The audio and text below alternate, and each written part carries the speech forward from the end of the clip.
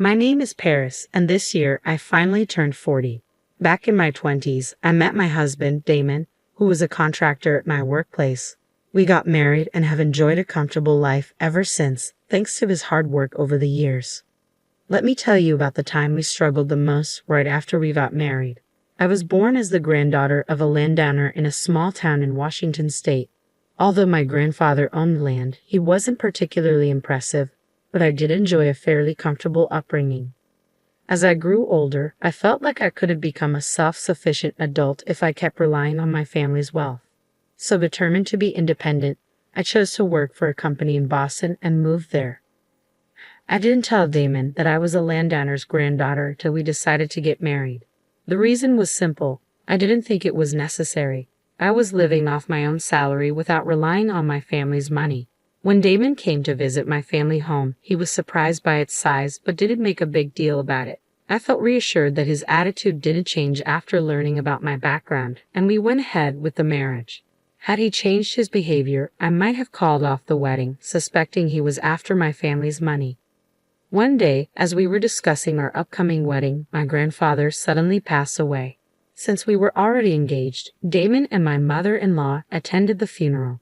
My mother-in-law suddenly said, "Isn't that Congressman Mr. Douglas?" She was referring to a politician my grandfather had been friendly with. Even though we were small-scale landowners, we had some connections in political and business circles. "Impressive, you notice. Excuse me for a moment. I'll go say hello," I said, walking over to greet Mr. Douglas.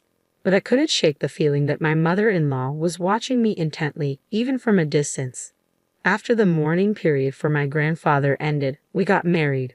We were enjoying the sweet atmosphere of newlywed life when something unexpected happened. "Paris, are you home?" It was my mother-in-law, and I was caught completely off guard by her sudden visit during the daytime when Damon wasn't around. "Just a second, let me get the door," I said, scrambling to open it. "Sorry for the surprise, just wanted to see how you're doing," she said with a smile. I apologized while trying to fix my disheveled hair. "I'm sorry for the way I look. Damon's not here today, he's at work." "That's fine. I actually came to talk to you. Just wanted to make sure Damon's not causing any trouble," she said.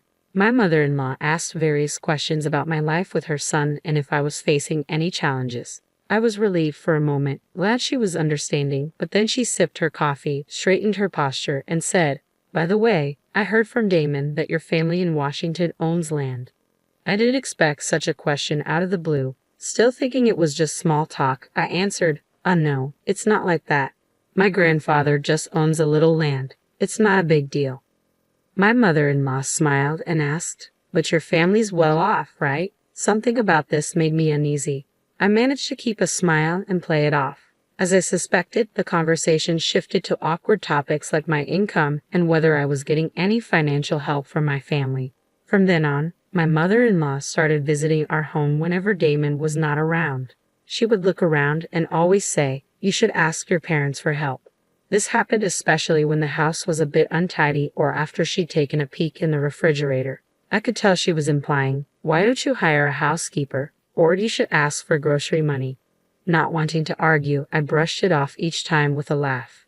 Then one day, I noticed my card holder was missing. It was a small branded gift from my mom when I got my job. I'm not fond of expensive things, but I remember Mom saying, "Let me do this much for you," and I treasured it even though it was a bit worn out. I searched everywhere, drawers, bags, but couldn't find it, so casually I asked my mother-in-law, who sometimes helps with cleaning, "Have you seen a yellow card holder?" I thought she might know because she sometimes helps me clean our house.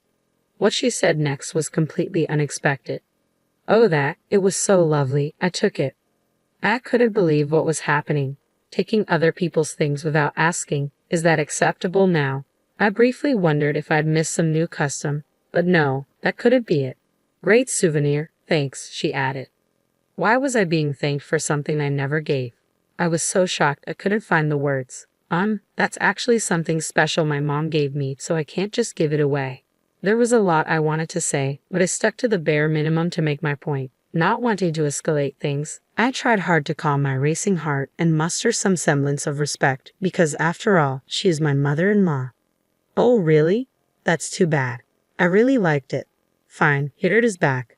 Now give me something else." "Wow, I was stumped. I couldn't believe it. I really wanted that card holder back, so I exchanged it for some organic tomatoes we'd gotten from a neighbor. She seemed unhappy with the tomatoes at first, but once I explained they were organically grown and hard to find in stores, she seemed satisfied. But it got me thinking, all those times she'd come over to help tidy up, was she actually snooping for valuables? She practically knew the contents of our entire house, and it gave me the creeps. I thought she was strange, but I hoped this would be the end of it. I decided to keep the whole ordeal to myself and never told my husband. But then she showed up again, not long after the incident. The nerve of her to come back after all that, although I rated my annoyance, remembering she is my mother-in-law after all. Paris, let's go out for lunch today. I know a delicious place. She invited me out, which was unusual. I had a glimmer of hope that maybe she was going to apologize for the last time. But the reality was quite the opposite. As we were leaving the restaurant after an enjoyable lunch, she said, "Oh no, I forgot my wallet. Paris, can you cover for me?" To be honest, given the previous incident, I had a bad feeling about this. But I could have just not paid, so I reluctantly covered the whole bill. "Thank you, Paris," she said. Just as I expected, the money never came back. Since then, my mother-in-law often invited me to lunch, conveniently forgetting her wallet each time. I was left with no choice but to pick up the tab. She also never stopped taking things from our home. It got worse every day. "So, what's the gift for today?" she would ask, out of sheer necessity. I started preparing extra groceries and snacks to give to her. It was better than her taking things without asking, but it still felt awful. The more this went on, the harder it became to talk to my husband about it. I worried how he'd feel if he knew his mother was acting this way. Constantly supplying these gifts started to strain our finances too. It bothered me that our hard-earned money was dwindling. Finally, I found a way to cope. I started working a part-time job, giving me less time to spend with my mother-in-law. And it worked. I had significantly fewer encounters with her. Maybe I should have done this from the start. Now, I only had to deal with her during summer vacations and Christmas visits, which made life much easier.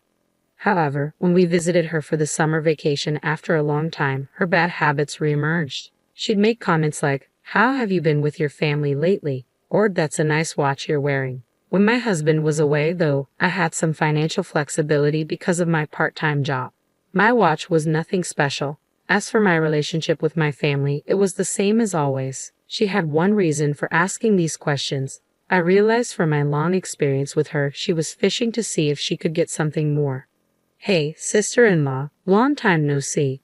Got any gifts?" Just when I was getting fed up with my mother-in-law, I popped my jobless, live-at-home sister-in-law, Cindy.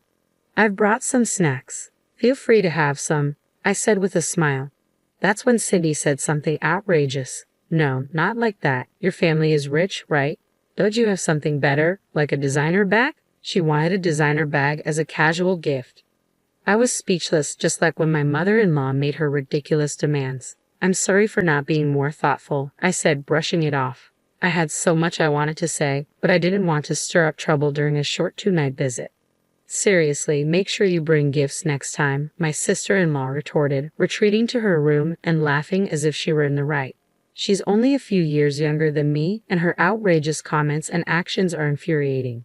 But I kept my cool, reminding myself that I married into this family. Yet the lack of gifts seemed to have hardened my sister-in-law and mother-in-law against me. I realized this while helping with household chores. "You're washing those dishes wrong. You're using too much soap and wasting water," ripped my mother-in-law. Confused, I was taken aback. I wash dishes like anyone else, and it's the same way I do it at the restaurant where I work part-time. If anything, I think I'm more careful here. "Well, you're from a well-off family, so I guess you're not used to household chores," she chuckled. Here I was, washing a mountain of dirty dishes she left, and she was saying I don't do housework. The audacity! I wanted to voice my displeasure, but held it in. "Well, it's done now. Just pay for the soap and water later," she said. With that, she left all the chores to me and went off to watch TV. My sister-in-law was no better, demanding an allowance from me. I had no obligation to give money to an adult woman who's only 3 years younger than me. I tried to laugh it off, but she was persistent. She even opened the bathroom door while I was showering to say, "I'm waiting for my allowance." Even between women, this is unacceptable. Finally, I lost my patience and snapped. "I can't do that," I said, my self-control slipping, perhaps because she's younger. What? How arrogant. I'll tell Mom, she retorted, and she really did report me to her mother-in-law. Under normal circumstances, a parent would scold or be dumbfounded by such behavior, but not the women in this family. How could you, Paris? Don't you find Milan adorable? I was reprimanded. Adorable? No way. But I knew they would keep blaming me until they got money. With a sigh, I gave in and handed my sister-in-law some money. Deciding it was best to avoid more conflict, I thought, I'll be going home tomorrow. So it was decided that we'd visit my in-laws again for Christmas. At that time, we had just returned from a trip to Italy for our wedding anniversary, so I thought no one would say anything more. Knowing that my mother-in-law and father-in-law would be celebrating their 25th wedding anniversary next year, I bought them a pair of Venetian glasses, each costing around $300, as a gift. Despite my ups and downs with my mother-in-law, I felt genuine in choosing these for them. For my sister-in-law, I picked out a leather bag from a popular, though not famous, Italian brand. It was a little bitter meeting their demands, but our rare trip had been enjoyable, so it didn't bother me too much. In fact, during the trip, I confided everything about my mother-in-law and sister-in-law to my husband. It felt wrong to bring it up during a fun moment, but the freeing atmosphere of our trip made me spill the beans. My husband held me and said, "I'm sorry. I'm glad you talked to me. Let me know right away if something happens again. He's truly a wonderful man. I'm glad I married him." I felt so clear-headed, but my worn feelings were about to be shattered. Crash! A loud noise rang out. Startled, I rushed to the kitchen. The Venetian glasses I had gifted were in pieces. "Oh, Paris, I'm so sorry." My hand slipped, my mother-in-law said, laughing as she spoke. Could someone's hand really slip and break both glasses? It was a lie. She did it on purpose. I couldn't help but glare at her for a moment. She hesitated but then laughed it off. They break so easily. Wow, what happened? Did it break? My sister-in-law asked, drawn in by the noise. Yes, it did. It was just an accident, my mother-in-law replied. This is not how someone who breaks a gift within hours should act. I couldn't believe the nerve of these two, laughing non-stop in this situation. Memories of past grievances flooded back. I had carefully chosen these gifts, thinking of my mother-in-law and father-in-law. I stared at the broken glasses, my heart sinking. My sister-in-law looked at me. Well, if it's such a cheap thing that breaks easily, you shouldn't have bothered. If you're wealthy, bring something high-end at least. She nodded in agreement with my mother-in-law's words. I don't need such pathetic souvenirs.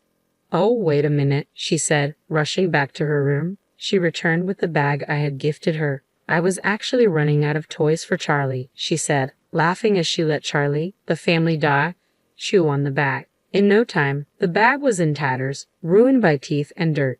It felt like my fond memories of Italy were being torn to shreds. Tears almost filled my eyes. I won't forgive this. Fine, I'm leaving. I won't be coming back anymore, I said. Both my mother-in-law and stepsister responded with a puzzled huh. Their mouths were still smiling, so I guess they didn't get it. No worries, let me make it clear for them. Did you hear that? I spoke into my mobile phone. Yes, I heard it all. I'm on my way, my husband replied. Upon hearing his voice, I ended the video call. In reality, he had left me alone on purpose to gather evidence of their mistreatment. I had been updating him via WhatsApp, and upon hearing a noise, he had instructed me to start a video call. The only reason I didn't break into tears was that I had a strong ally on my side. My husband arrived and immediately asked, "What's going on here?" "My glass from Paris just accidentally broke," my mother-in-law responded. Stepsister also tried to chime in. Charlie just decided to. But my husband wasn't having any of it. "Don't mess around. I saw everything. What are you doing to Paris?" At that moment, the words "doing to Paris" caught my attention as if something had been done to him too. "Well, you don't give her much money, do you? Paris is your wife. It's okay, right?" "It's her duty," my mother-in-law retorted. I was stunned. Could it be that they were mooching off my husband as well? "Mom, you and your bunch have always been messed up. Stop leeching money off your kids," my husband said, his voice firm. With his words, my suspicions turned into certainty. It turned out he'd been asked for money by his family for a long time too. Before we got married, they even created debts under his name, which he ended up paying off after marriage. The money grubbing continued, but he just didn't lend them anymore. I was truly shocked to find this out, but maybe he felt it wasn't necessary to tell me, just like I hadn't told him. I was the grandchild of a landowner. My husband probably thought it was a problem only he had to deal with and never could have imagined they'd target his wife. But now that they knew about my family's wealth, they set their sights on me too. How far would these people go to squeeze money out of others? It was disgusting. Even if they were my husband's family, they were awful. That's it, my husband raised his voice.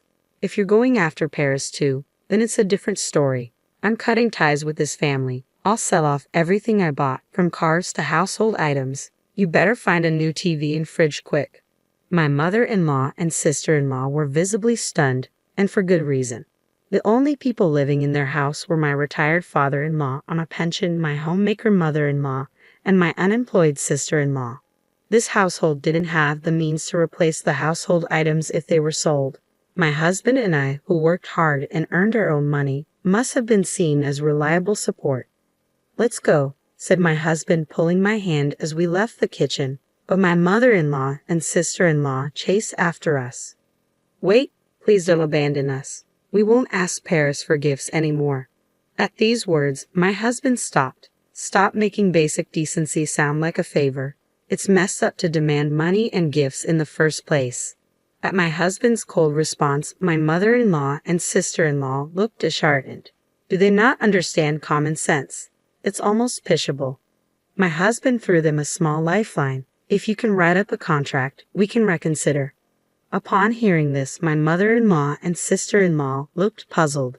The agreement was straightforward, meant for someone committed to working hard, no contact or communication with me when my husband isn't around, and to pay back all the money they've borrowed so far.